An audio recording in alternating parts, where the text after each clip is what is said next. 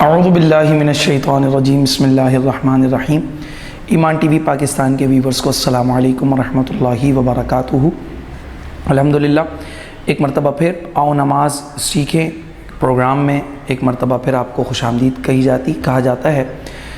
ہم یہ پروگرام جامعہ سلیم اور حنفیہ عالمگیر جامع مسجد ٹرسٹ کے تعاون سے کر رہے ہیں اور اس کی اب چوتھی ایپیسوڈ ہے، جس کے اندر ہم آپ کو نماز کے مختصراً اوقات اور اس کے وقت کے بارے میں بتائیں گے۔ نماز فجر یہ وہ نماز ہے جو ایسے وقت میں ادا کی جاتی ہے کہ جب اگر ہمیں کبھی روزہ رکھنا ہو تو نماز فجر کا وقت جب شروع ہوگا تو روزہ ہمارا شروع ہو جائے گا، ہمیں اس کے بعد کوئی بھی چیز کھانی پینی نہیں ہوتی۔ اس کو اصطلاح میں کہا جاتا ہے طلوع فجر سے لے کر طلوع آفتاب تک نماز فجر کا وقت ہے۔ یہ تقریباً پاکستان کے اندر 1 گھنٹے 22 منٹ کا ہوتا ہے جو اس کا میکسیمم ٹائم ہے،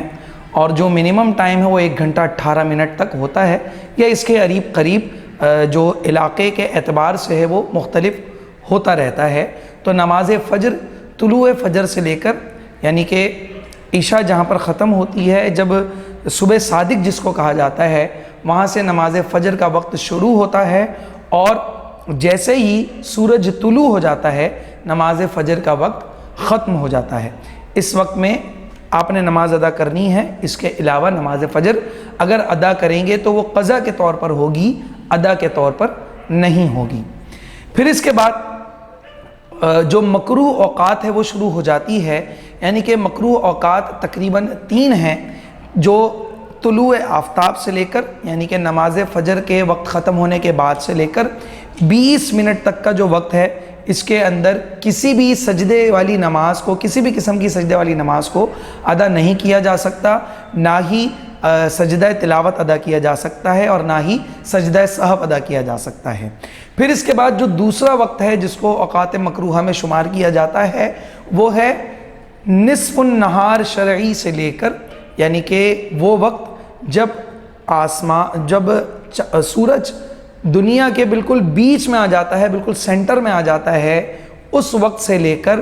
زوال کے وقت تک، یعنی کہ جب سے سورج ڈھلنا شروع ہو جاتا ہے، یہ بھی تقریباً 1 سے 1.5 گھنٹے کا وقت ہوتا ہے۔ اس دوران بھی آپ کوئی بھی سجدے والی نماز ادا نہیں کر سکتے، نہ ہی سجدہ تلاوت ادا کر سکتے ہیں۔ علماء کرام نے یہاں تک لکھا ہے کہ اگر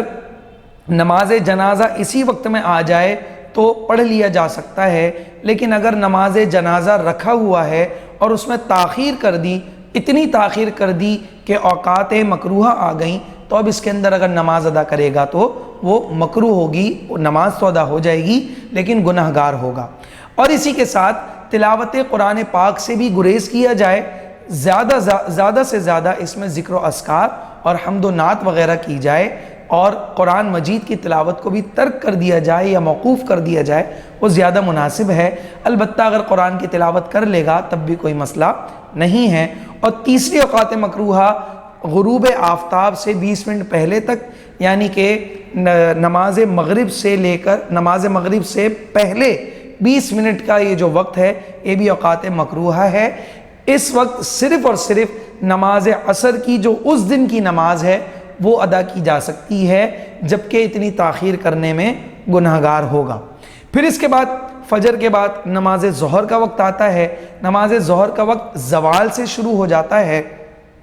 اس کو یوں کہا جا سکتا ہے کہ جب سایہ اصلی ہوتا ہے، جب سورج بالکل ہمارے سر کے اوپر ہوتا ہے تو سایہ ہمارے قدموں کے نیچے ہوتا ہے۔ جب یہ سایہ 1 کے برابر ہو جائے، جب آگے بڑھنا شروع ہو جائے تو نماز ظہر کا وقت شروع ہو جاتا ہے، اور جب یہ 2 کے برابر تک پہنچ جاتا ہے یہ سایہ تو نماز ظہر کا وقت باقی رہتا ہے۔ جیسے یہ 2 تک پہنچ گیا یعنی کہ ہمارا سایہ اصلی مزید 2 سایہ کے برابر ہو گیا تو نماز عصر کا وقت شروع ہو جائے گا۔ نماز ظہر کا وقت دوپہر کا ہوتا ہے۔ پھر اس کے بعد جو دن کے بیچ کی نماز ہے جس کے لیے فرمایا گیا حافظوا علی الصلوات والصلاۃ الوسطی، کہ نمازوں میں جو بیچ کی نماز ہے اس کی حفاظت کرو، تو خصوصی طور پر نماز عصر نہیں چھوڑنی چاہیے۔ ویسے تو کوئی بھی نماز نہیں چھوڑنی چاہیے، لیکن نماز عصر خاص طور پر اس کی حفاظت کرنی چاہیے۔ تو یہ نماز عصر کا جو وقت ہے ظہر کے بالکل ختم ہونے کے بعد سے لے کر